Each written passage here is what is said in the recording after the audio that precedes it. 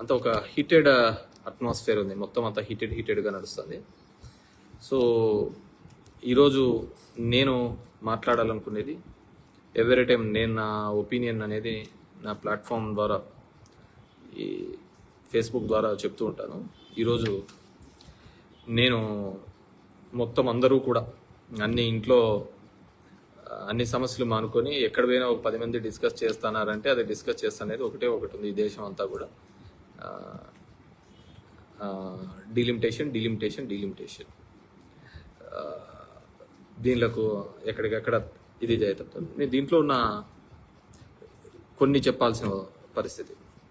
ఇంతకుముందుకు కూడా 2014 తర్వాత కూడా జమిలీ ఎలక్షన్స్ అని కూడా ఇప్పుడున్న బీజేపీ గవర్నమెంట్ ఒక ప్రపోజల్ తీసుకొని వచ్చింది. తొందరగా ఎలక్షన్స్ వస్తాయి, జమిలీ ఎలక్షన్స్ అని చెప్పేసి ఆ ఎలక్షన్స్ని ముందుకు తీసుకొని పోవాలని చెప్పేసి రామ్నాథ్ కోవింద్ ఒక కమిటీ వేయడం జరిగింది.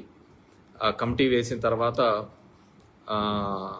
అంటే ఎక్స్పీ ప్రెసిడెంట్తో ఒక కమిటీ వేసి దాని నుంచి డిఫరెంట్ బేసిక్గా కమిటీ యొక్క ఉద్దేశం ఎందుకు అన్ని చోట్ల ఎలక్షన్స్ జరపాలంటే ఖర్చు ఎక్కువైపోతుంది అండ్ అడ్మినిస్ట్రేషన్కి ఇబ్బంది అయిపోతుంది అనేది ఒక వాదన కూడా తీసుకొని రావడం జరిగింది. అదే ఒకటేసారి నేషన్ వైడ్ అంతా ఎలక్షన్స్ అన్ని రాష్ట్రాలకు పార్లమెంటుకు అంతా ఒకటేసారి జరగడం వల్ల ఖర్చు తగ్గుతుంది అనే ఒక భావనను ఆ రిపోర్ట్లో కూడా ఎక్స్ప్రెస్ చేయడం జరిగింది. దాని తర్వాత రిపోర్ట్ సెలెక్ట్ కమిటీకి వెళ్ళడం, అక్కడ అలాగే ఉండిపోవడంతో జరిగింది. ఇప్పుడు కొత్తగా మళ్ళీ ఈ నెల రోజు లోపల బాగా స్పీడ్గా తీసుకుని వచ్చిన అంశం ఏదైనా ఉంది అంటే అది ఈ డిలిమిటేషన్ అనేది, మహిళా బిల్ అనేది. మహిళా బిల్లు 2023 అప్పుడే యునానిమస్గా ఆల్ పార్టీస్ యాక్సెప్ట్ చేశాయి. 2024 నుంచి ఇంప్లిమెంట్ చేయాలని చెప్పడం జరిగింది. బట్ దాని గురించి అలాగే పోస్ట్ పోన్ అయితే రావడం జరిగింది. ఇప్పుడు మళ్ళీ కొత్తగా ఈ నెల రోజుల లోపల తీసుకున్న ఈ నిర్ణయం, నేను దానికి సంబంధించి పార్లమెంట్ దానికి సంబంధించి ఒక వాళ్ళ bill number 107 of 2026 amendment bill చూస్తూ వచ్చాను. చూస్తూ ఉన్నప్పుడు ఆ బిల్లో ఆర్టికల్ 81 ఆఫ్ కాన్స్టిట్యూషన్లో థర్డ్ పేరాలో అనుకుంటా దాంట్లో ఒకటి పెట్టారు, the house of people shell consist not more than 815 members chosen by direct election from territorial constituencies in the states. అంటే రాష్ట్ర ప్రభుత్వాల ద్వారా 315 మందిని ఎలక్ట్ చేయాలని. అదేవిధంగా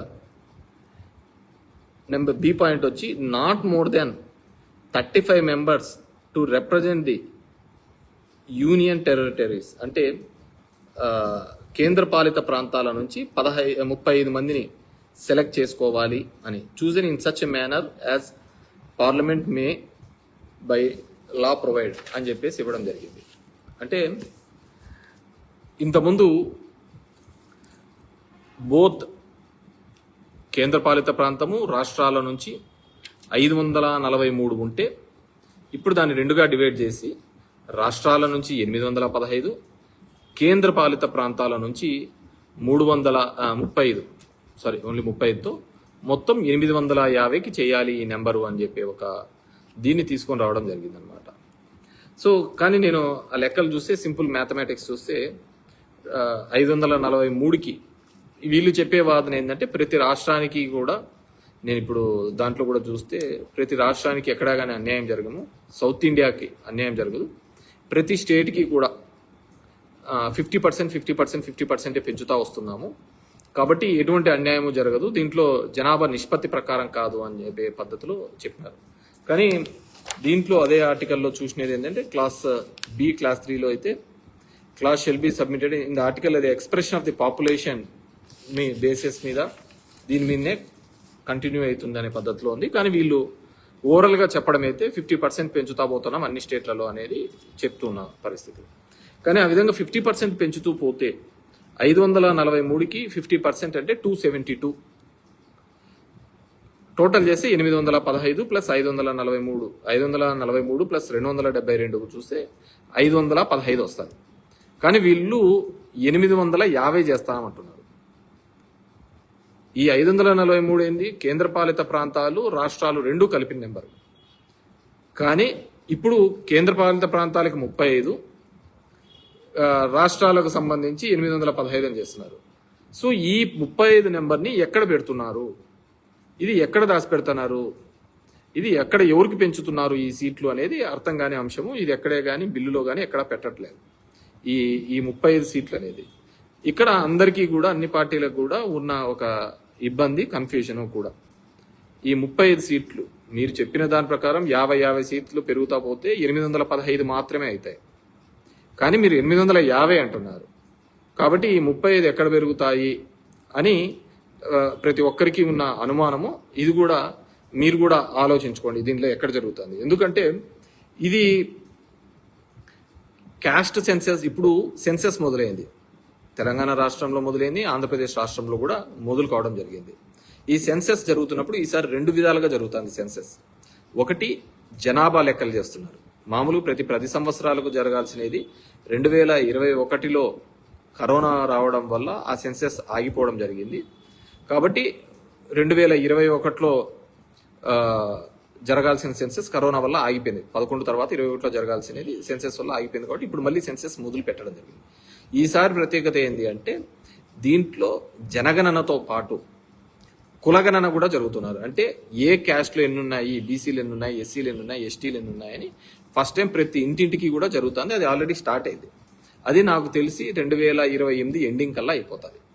సో పాపులేషన్ సెన్సెస్ తెలియకుండా, జనాభాలో తెలియకుండా అసలుకు డీలిమిటేషన్స్ కానీ ఇవి కానీ చాలా ఇబ్బందికరమైన పరిస్థితి. దానికి వీళ్ళు చెప్తున్న ఏంటంటే ఇప్పుడు 2011 ప్రకారం చేస్తాము అని.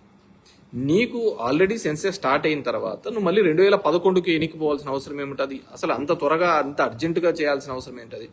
అండ్ రెండోది, సీట్లు అంత గంపగుత్తగా పెంచి మహిళా బిల్లు ఇవ్వాల్సింది. మహిళా బిల్లులకి ఎవరే కానీ అడ్డం చెప్పటం లేదు, అందరూ యాక్సెప్ట్ చేస్తున్నారు. కానీ ఇన్ని సీట్లు పెంచి 850 సీట్లు ఎలా వస్తున్నాయో ఇంతవరకు ఎవరికి క్లారిటీ లేదు.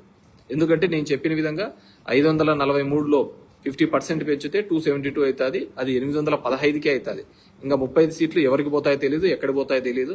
అదేదో విక్రమార్కుడు సినిమాలో ఉంటుంది చూసినావా, రవితేజను బ్రహ్మానందం అట్లా పంచుకున్నట్టు ఉంటుంది. ఆ 35 ఎవరికి పోతాదో తెలియదు. అదొక ఇప్పటికే సౌత్ ఇండియాలో ఒక అభద్రతా భావం ఉంది.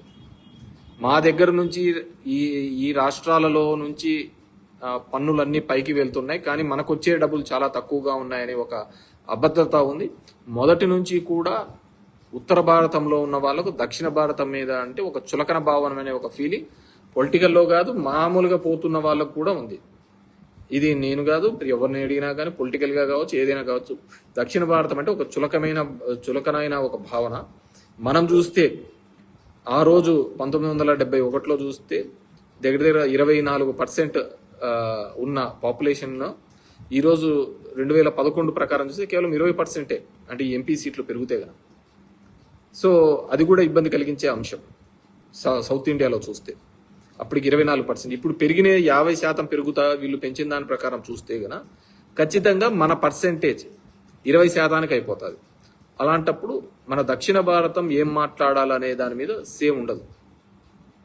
దాని మీద మనం అందరం కూడా ఆలోచించుకోవాలో, మాట్లాడాల్సిన అవసరము ఆవశ్యకత ఉంది. వైఎస్ఆర్ కాంగ్రెస్ పార్టీ దీని గురించి ముందే చెప్పింది. మహిళా బిల్లుకు ఖచ్చితంగా సపోర్ట్ చేస్తున్నామని చెప్పి చెప్తున్నారు.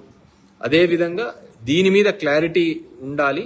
క్లారిటీ ఉంటే మేము దీని మీద కూడా అప్పుడు మేము దీని మీదకి సపోర్ట్ చేసే దాని విషయం మాట్లాడతామని చెప్పేసి కూడా వైఎస్ఆర్ కాంగ్రెస్ పార్టీ కూడా గట్టిగా చెప్పడం జరిగింది. సో నేను చెప్పేది ఏమిటంటే జమిలీ ఎలక్షన్స్ అని చెప్పినారు, అది ఎక్కడికి పోయిందో తెలియటం లేదు. ఇది అంత అర్జెంటుగా తీసుకొని రావచ్చినప్పుడు మీరు చెప్పిన 50% పెంచుకుంటూ పోవడం వల్ల 30 సీట్లు తగ్గుతుంది. నేనేమంటాను అంటే, ఇట్స్ మై ఒపీనియన్, మీరు స్టేట్ రీఆర్గనైజేషన్ కమిటీ రెండోసారి SRC2 ఎందుకు వేయకూడదు? ఇంత పెద్దగా ఈ దేశంలో ఎప్పుడూ లేనంత అద్భుతంగా స్వతంత్ర భారతం వచ్చిన తర్వాత ఇన్ని సీట్లు పెంచుతున్నాము అనుకున్నప్పుడు SRC2 అనేది ఎందుకు వేయకూడదు? SRC2 అంటే స్టేట్ రీఆర్గనైజేషన్ కమిటీ. అంటే కొత్తగా ఏమైనా రాష్ట్రాలు కావాలి అనుకునే దాంట్లోకి వస్తారు బయటికి. ఇప్పుడు వెస్ట్ బెంగాల్ లాంటి చోట, డార్జిలింగ్ లాంటి రాష్ట్రాలు కొత్త రాష్ట్రాలు కావాలి అని చెప్పేసి కోరుతున్నారు వాళ్ళు ఎప్పటి నుంచో. అక్కడ 3 రాష్ట్రాలు కావాలనే ఒక డిమాండ్ ఉంది. అదేవిధంగా ఉత్తరప్రదేశ్లో మాయావతి గారు దిగిపోయేటప్పుడు